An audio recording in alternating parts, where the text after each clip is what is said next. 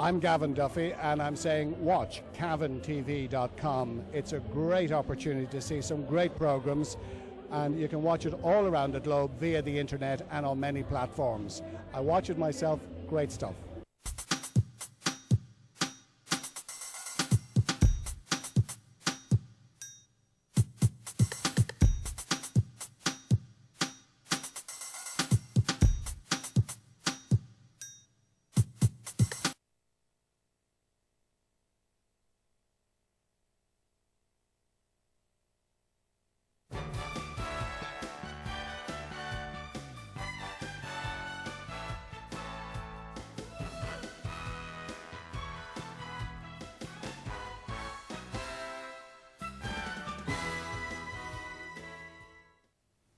Good evening, and you're welcome to Business and Enterprise. I'm Colm.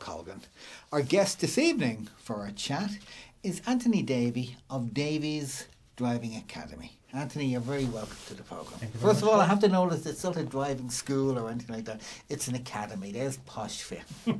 Well, I wanted to be a little bit different, so I thought I'd go with the academy. And it fits quite well. I think before we start on the academy and driving schools in general, we might just find out a little bit about Anthony Davey, how he got here. Well, I'm originally from Antrim. I lived there until I was 18, and then I've been living around a few different places. I lived in London for a while, and then back to Dublin, and eventually back to Cavan. So that's me. And you own and run Davey's Driving Academy. What had you done beforehand, or had you worked in driving schools? No, up until about 2.5 years ago, June 2010, I was working in Quinn Direct, and unfortunately everything went a bit haywire there.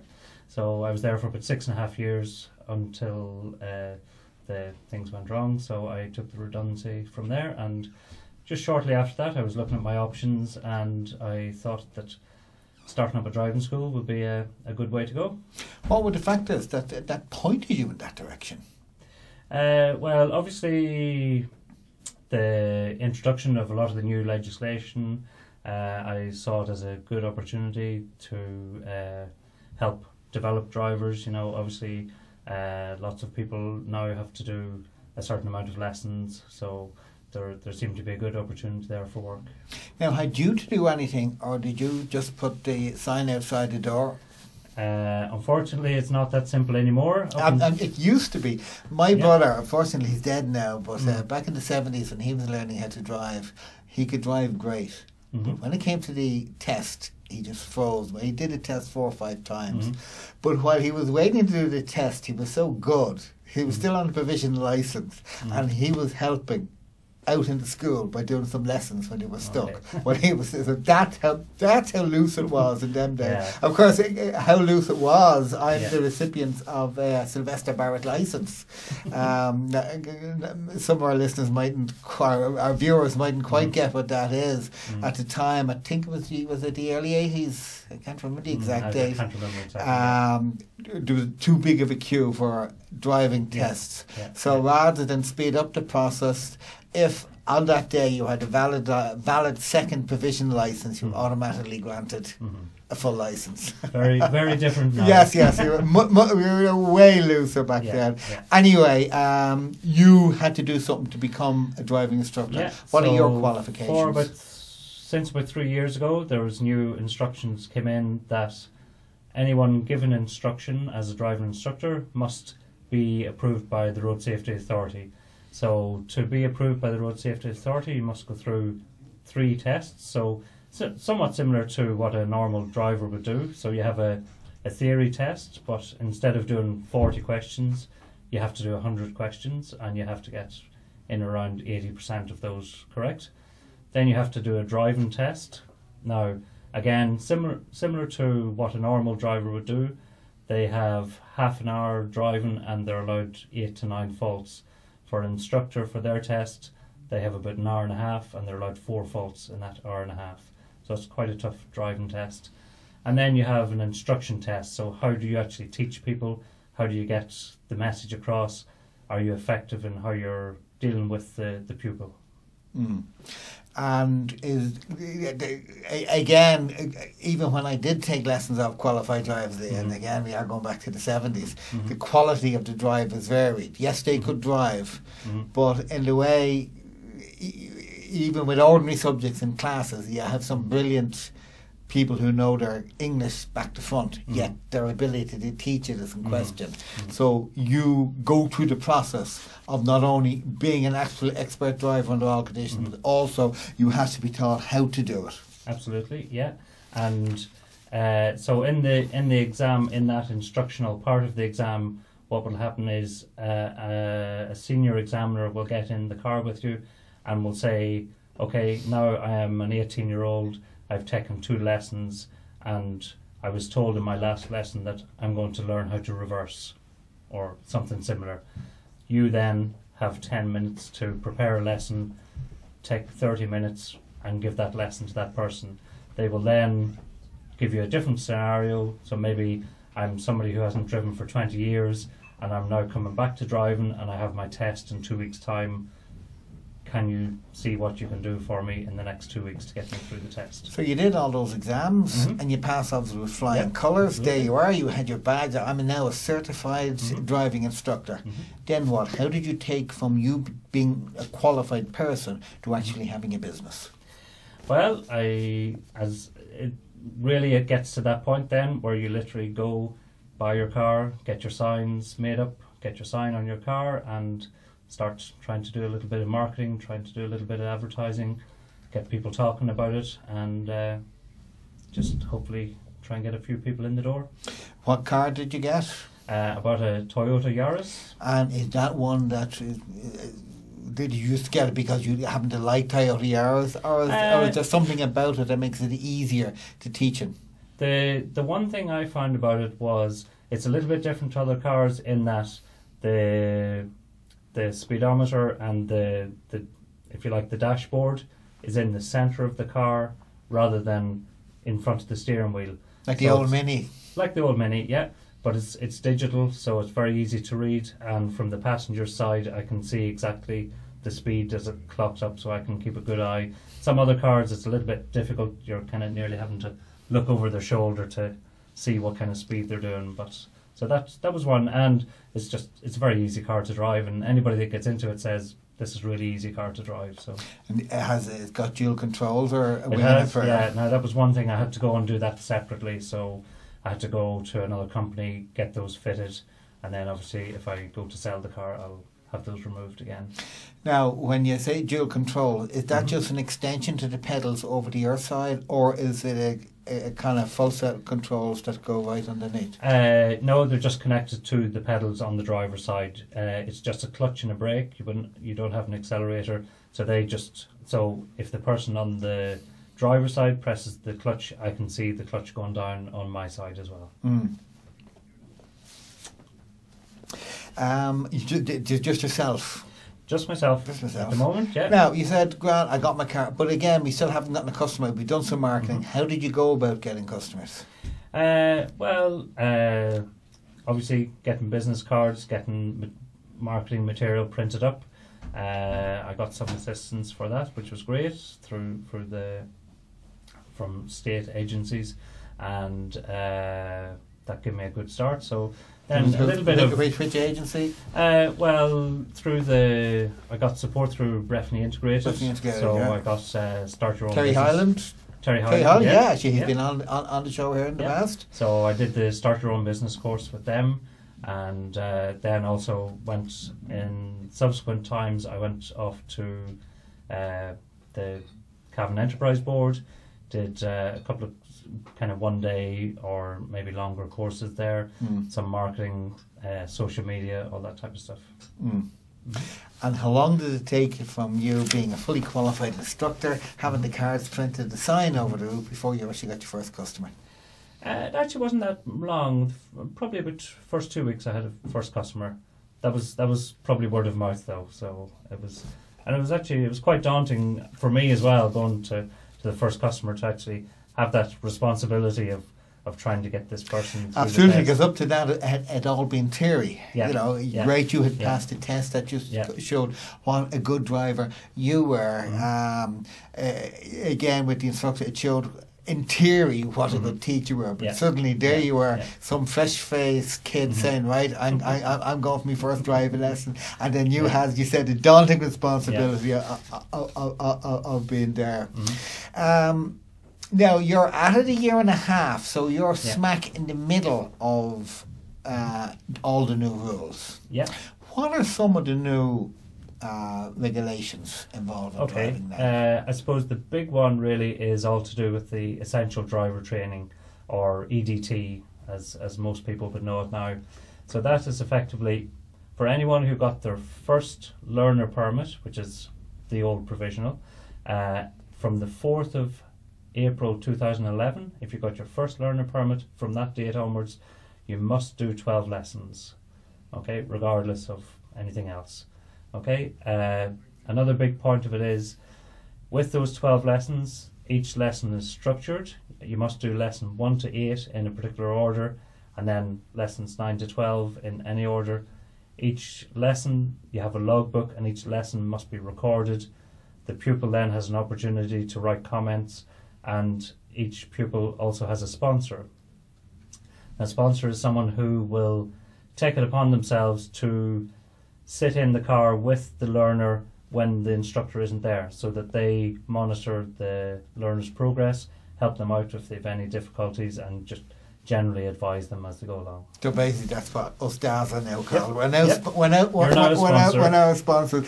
Obviously, some regulations, and in some industries, you say, "Oh my God, new regulations coming in," and it'd be a bit of a pain. Yeah. Obviously, a mandatory 12 lessons. That was a regulation yourself and other driving academies were glad to see. Well, certainly it was. I suppose it was just starting as I was starting myself. So, in effect, it's all kind of the same to me. Although there are still quite a few people coming through the system who have older licenses who it doesn't apply to. So those who had any kind of a learner permit before April 2011, they would just do their normal lessons as such. But certainly it gives a certain confidence and comfort that people will have to do a minimum of 12 lessons. So you're hoping that if somebody comes along, that you will have that person for those 12 lessons anyway. Now, you said the lessons are structured. What way are they structured? Well, they're graded in that each lesson has particular outcomes that you must cover. So, say the first lesson, the main thing that you're doing is learning all about the car. So you're learning about what you call the primary controls. What's your accelerator? What's your clutch? What's your brake? How do they work? How do they affect the engine? Your secondary controls, so like your wipers, your air fan, your lights, your fog lights, all of that. How does everything work? How do I use it? Because you never know when you're driving along. Suddenly you might need your wipers. Suddenly you might need your fog lights. So you need to know how everything in the car works. Do they? I know at one stage you had to learn how to change your oil and. You don't And necessarily. I know a lot of my female friends says, oh, that's what I have husbands for. Yeah. You don't necessarily have to change your oil, but you do need to be aware of some of the basic components of the engine. So on the day of the test, you'll be asked things like, maybe where does your windscreen washer go? How would you check the level of your oil? How would you know if your coolant is too high or too low? How would you know if your brake fluid was too high or too low? So, and are they mandatory? They are. Because again, I'm just thinking now, and admittedly, my wife has her license, I don't know, 20 years, a number of years. But she, to this day, wouldn't have an idea of where oil or that goes, you know. They are all things that can be asked in the test. So in the test. Yeah. So it's just to, I suppose, to increase people's appreciation of the car, have some little bit of knowledge about how the car works, what affects it, and what you need to do as a general maintenance just for the upkeep of the car. So that's your first, just the general basics, and then you go on to lesson 2 would be... Lesson 2, on the first lesson as well, you would probably do a little bit of moving off, so getting the person to actually just get the car moving a little bit, maybe even just 5 or 10 meters, getting them to stop without getting shunted through the front window. Then second lesson. Okay, now we're on to the second lesson. What if you haven't grasped the first lesson? Do you then because again, in a less structured system, okay, we're gonna do the clutch today, and at the end of the hour you still haven't got the clutch. Okay, well next week we'll come back to do the clutch. But if you now have a regimented system where week 1 is clutch, week 2 is reversing or whatever, you know, and you still haven't gotten the clutch. Okay, I suppose there's the Essential Driver program is set up that you must take a minimum of 6 months to complete it. So from the time you get your learner permit, it must be at least 6 months before you do your test. So that means ideally you should be taking one lesson with an instructor at least every 2 weeks. So in between then it's recommended that you do 3 hours of lessons or 3 hours of driving with your sponsor. So that's your sponsor is... Sorry, I just stop you there. Did you say you have to have a sponsor? Again, I'm just going back to when I learned how to drive. I wouldn't have had a sponsor. Yeah. No one in my family had a car. Yeah. It's recommended and it's part of the system. But at the end of the day, if you don't have it, it's nobody's going to kind of go, oh, you didn't have a sponsor, you can't pass your test. But it's an aid for you to increase your experience, to increase your knowledge, and at the end of the day to make you a better driver. So if I don't have a sponsor, is it recommended that I take more than my 12 lessons? Absolutely. The 12 lessons would be the minimum that legally that you have to take. Quite often a lot of people have to take more than the 12, even just to brush up on things afterwards. And obviously if you don't have access to a car between your lessons, you're going to be struggling if you're literally going just from one lesson to the next. You're after maybe even you might get through the first 2 or 3, but by the time you get to 4 and 5 you're going to be you'll know struggling. all the basics, but in the same way I'm sure when you first teach somebody, right, now you listen to me, you take down the handbrake, check your mirrors, put your foot on the clutch, put it into gear, gently on the gas, and he's going, wow, I can't be doing all these things at the one time. Now, after kind of doing it for so many years or so many months even, it's all automatically, and it's automatically to you because of the fact that you have practiced and you have you've learned it once, you've been taught, but it just comes from practice. So you really would have to, unless you were getting your sponsorship outside, you really would have to take a lot more after that. Anyway, we gotten up as far, had we moved off of the car, with the lesson 2 now. We moved off on just at the end of lesson 1. Then lesson 2, we're looking at getting the person out onto the road and actually looking at their position on the road. Where should your car be on the road? How far from the side? How far from the middle? Maintaining how to measure that, how to maintain your position, not just on a straight piece of road, but on corners, and when you come up to a junction, where should your car be? Do you always go in at the same angle, or what's the biggest fault that people have difficulties with in their 12 lessons? What's the one that catches most people, or does it vary? Sometimes it depends whether they've driven before they start their 12 lessons. If they've driven before that, quite often it's coasting, so they're putting their foot on the clutch too early and just letting the car roll up to a junction or a roundabout. And the other big one then is just general observation, just people don't look around them before they move off. There will be a very structured observation process that you would have to go through coming up to a junction or just moving off from the side of the road, and a lot of people just don't do it. They do maybe do quick glance over the shoulder, but of course a lot of people, when they're doing it, their head might move, but they might be able to cover in all their mirrors, and the instructor, I'm sure, would be happy enough to say, well, look, you should have looked. No, I did look, I just didn't move my head, and you're happy enough to accept or not accept. But when it comes to doing the test, don't you literally have to kind of look at me, I'm moving my head? In some sense maybe, yeah, but I have heard of some of the testers telling people not to move their head so much, that they're almost making it too obvious that their head is floating around, so you don't want to be just kind of just moving it. I think it's as much making sure that the person looks rather than just moving their head for the sake of moving their head. Now, that's all the basics. But one of the basic parts of driving is driving on a motorway. And am I right in saying you cannot drive on a motorway while you're learning? No. Is that... It's a bit of an anomaly. It is. Technically, you could come out of your test, having passed, go get your license, and as soon as you get your license, you can go out with no supervisor and go straight onto motorway. But there are different ways of driving on a motorway as there are driving on a road. You don't get that is something you don't get taught on. No. There is certainly talk that in the future there will be things like hazard perception tests and possibly motorway driving may be included, but it's not there at the minute.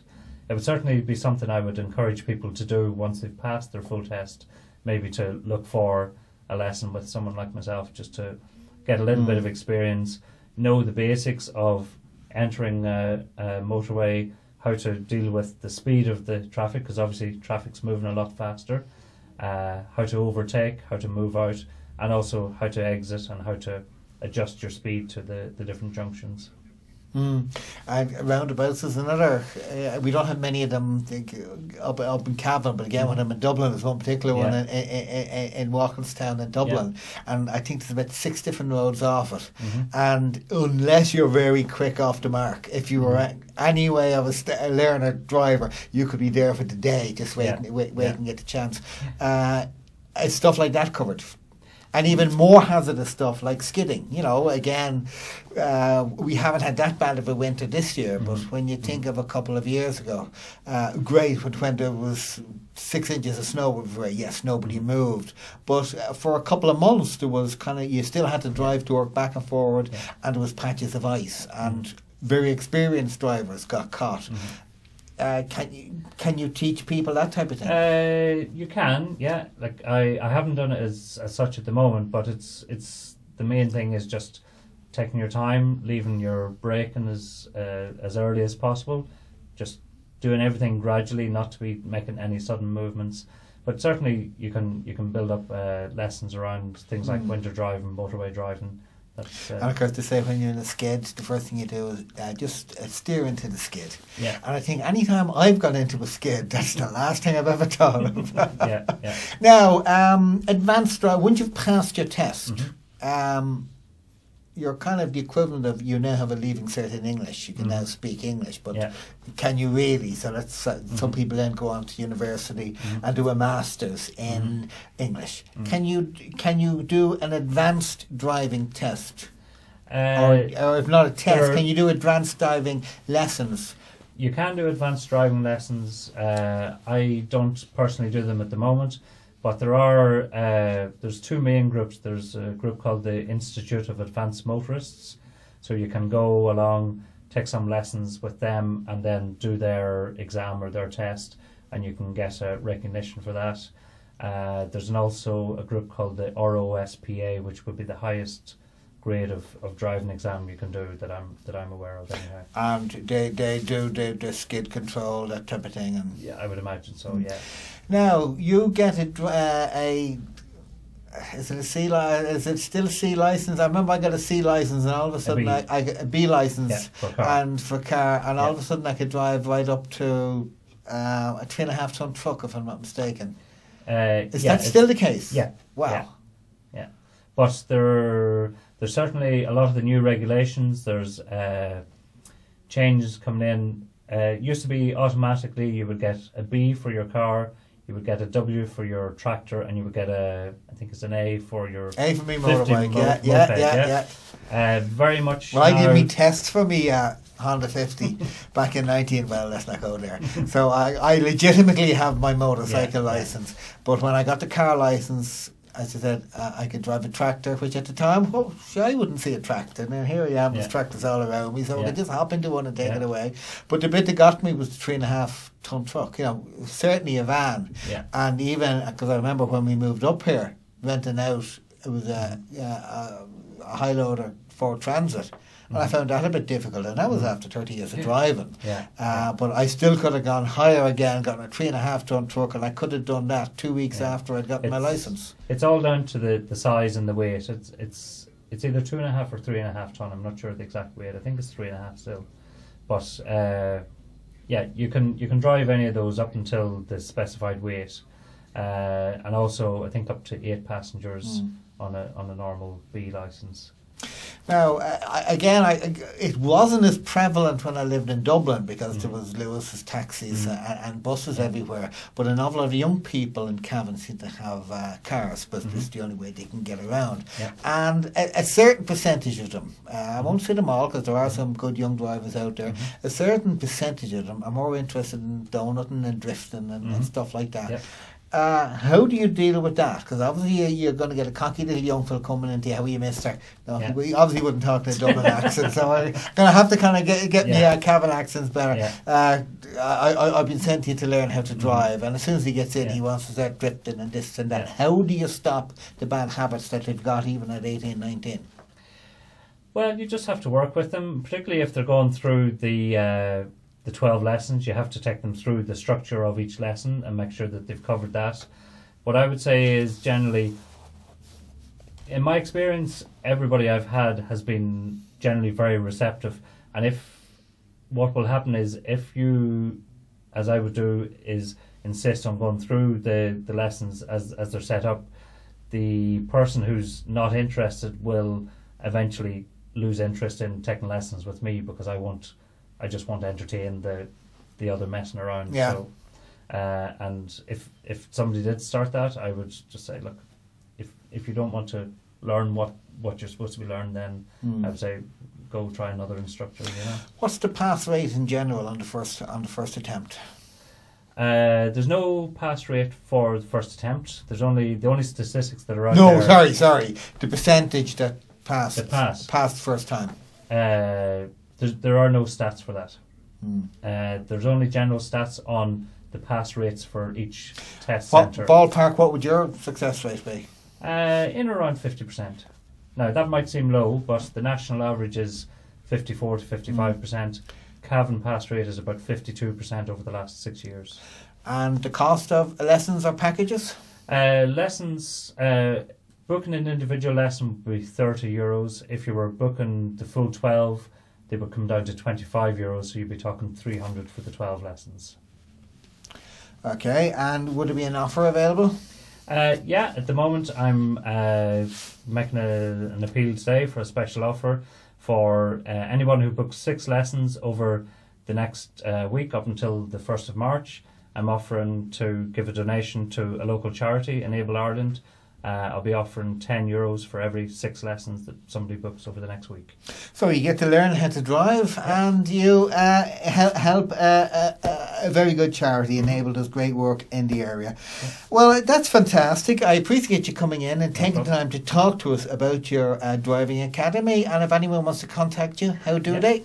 Well, I've got a Facebook page, which is very popular. It's facebook.com, Davey Academy of Driving. I have the website there, www.daveyacademydriving.com, or email daveyacademydriving@gmail.com, and obviously the phone number, which is the most popular, 086 820 9470, and I look forward to everybody's call. That's it. Anthony Davey of the Davey Academy of Driving, thank you so much for your time. Thank you for your time for listening. I have been Colm Colgan. This has been Business Enterprise. Talk to you again next week when there's another entrepreneur in the area talking to us.